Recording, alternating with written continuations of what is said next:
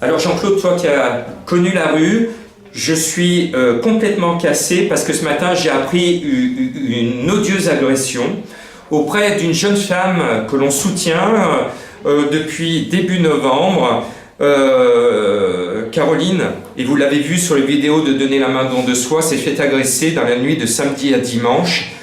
Des individus ont mis le feu à son sac de couchage au moment où elle était en train de dormir.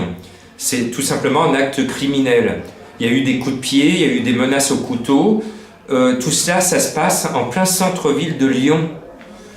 Une femme seule. Alors on m'a dit, et certaines personnes me disent, mais il n'y a pas de femmes qui dorment à la rue, excusez-moi, mais moi je fais des maraudes dans les rues de Lyon et je vois des femmes à la rue, et même des mineurs. Tu te souviens, oui, on a donné l'alerte au 115, il y a même des mineurs, des filles mineures à la rue à Lyon, on appelle le 115, on leur dit d'appeler la police pour essayer de trouver des solutions, et ça ne bouge pas, parce que cette mineure que je parle est toujours dans les rues de Lyon. Et je me dis, qu'est-ce qui se passe ? Pour notre amie Caroline, qui est en mesure éventuellement de payer son logement, qui est à la rue, j'ai lancé des appels depuis le début novembre, je n'ai pas reçu un seul coup de fil. Personne n'a décroché son téléphone au 06 11 19 07 22 pour m'aider à l'aider, à la sauver tout simplement. Est-ce normal ? Résultat, dimanche matin, elle s'est fait agresser et elle a risqué sa vie, elle aurait pu mourir. Son sac de couchage aurait pu complètement s'enflammer et elle aurait pu mourir. C'est une situation dramatique, insupportable. Il y a eu une plainte à la police et il faut qu'on arrête les dégâts. Je lance un appel au secours. Si vous êtes hôtelier, si vous êtes une famille d'accueil, si vous êtes élu, c'est le moment de décrocher le téléphone. On n'a plus le droit de laisser cette femme dans les rues de Lyon. Elle a son caractère, je la connais bien. Elle a son franc-parler. Et c'est bien, c'est grâce à son caractère, à son fort caractère, qu'elle peut continuer à vivre dans la rue, parce que c'est sa force. Mais elle a beau être forte, elle ne peut pas être à l'abri de ceux qui peuvent l'agresser. Et je sais que Jean-Claude, toi, des agressions, tu sais ce que c'est, tu as des témoignages. Oh oui, moi j'en ai vu pas mal.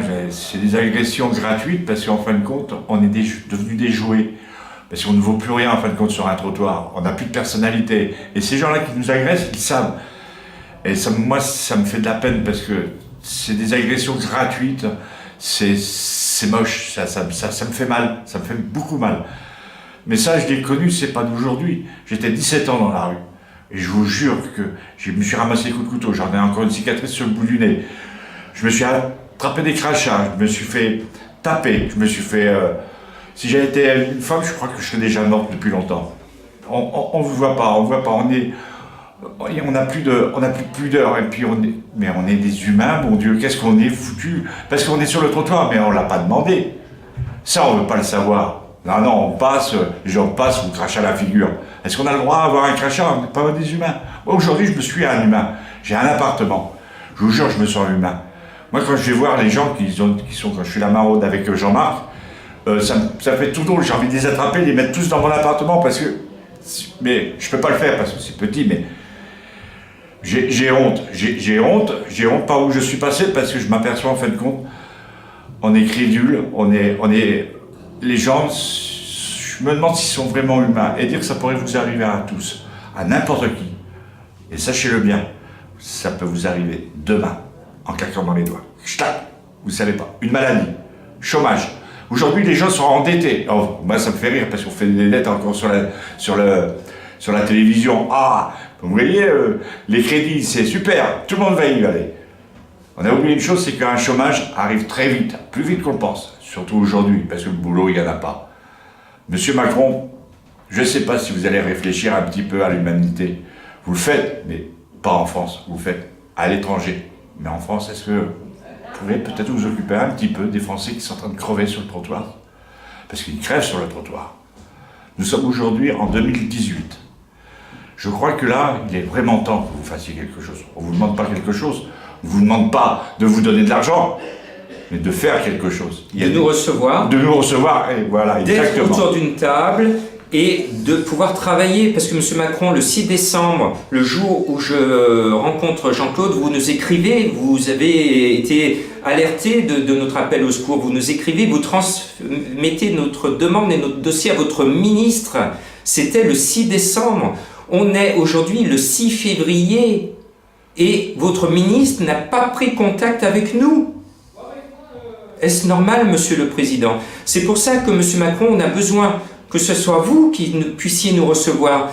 Donnez-moi 10 minutes en compagnie de Jean-Claude, en 10 minutes on va vous convaincre et en 10 minutes après vous allez prendre des décisions, vous allez nous faire rencontrer les bonnes personnes, on va s'asseoir autour d'une table et on va commencer à prendre des mesures, des bonnes mesures, parce que nous, avec Jean-Claude, on connaît le monde de la rue. Moi-même, je suis même plus à Pôle emploi, je suis dans une situation financière dramatique et pourtant je suis bénévole et j'aide ceux qui sont encore plus démunis que moi. Nous sommes des gens vrais, Monsieur le Président de la République, et on a besoin de vous rencontrer. Et il y a urgence. Une femme que nous soutenons a failli mourir dimanche par l'agression de la rue. Parce que dans la rue, il n'y a pas de cadeau. Monsieur Macron, la dernière fois, je vous ai écouté à la télévision, vous avez dit si vous êtes pauvre parce que vous l'avez bien voulu. Non, on n'a pas voulu d'être pauvre. Mais à chaque fois que nous on avance, que j'ai avancé, moi depuis 2001, j'étais sur le trottoir, je suis avancé dans le temps, et plus que ça va, plus la pauvreté elle augmente. Ce sont des gens qui ont travaillé, ils ont mis de l'argent de côté, mais aujourd'hui ils n'ont plus rien. Je vois monsieur Jean-Marc qui est à côté de moi, il a tout dépensé, son argent pour venir à notre aide. Vous trouvez ça normal? Je pense pas. Par contre, les riches, vous les avez aidés. Hein. Ah, super. Mais nous, non. Moi, j'ai une petite retraite, 650 € par mois. Vous voulez vivre avec 650 € par mois? Moi, je vous prends votre paye. Maintenant, démontrez-vous que vous avez du cœur, monsieur Macron. Mais je sais qu'il a du cœur. C'est pour ça qu'on s'adresse au cœur de notre président de la République. Et moi, j'ai confiance, on a confiance. On va finir par y arriver et un jour ou l'autre on sera à l'Élysée. Il y a une dizaine de jours, j'étais devant le palais de l'Élysée, j'ai lancé un appel en direct sur les réseaux sociaux et j'ai confiance, on a confiance. Et c'est à l'Élysée qu'on va donner un coup de fouet à notre pays parce que ce qui manque actuellement dans les mesures, c'est l'énergie du cœur et l'énergie du cœur, on l'a, je l'ai. Et c'est ce petit déclic qu'on veut déclencher en vous rencontrant, Monsieur le Président. Merci et à bientôt à l'Élysée. J'espère. Merci.